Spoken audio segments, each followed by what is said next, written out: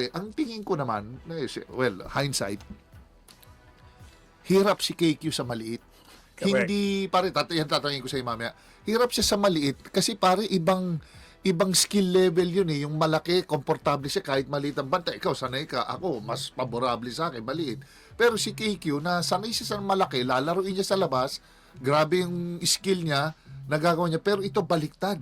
Dinikitan siya ng maliit hanggang matapos. Hindi niya alam kung ipapower ba niya, buong game ba niya popostehan, ano ba siya, nilimit lang yung talagang they fell into that trap na bigay mo yung maliit, hayaan mo ng poste niya, dobolin natin, let him be the passer. Parang strategy yun eh.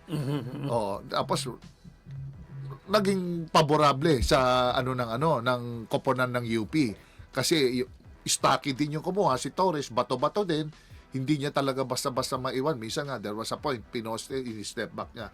Ito lang, nakita ko, para bang hirap siya, struggling siya sa maliit, na wala yung pagka-Jokic niya, yung papasa siya, dala niya yung bola, pass break siya, parang lahat yun na control.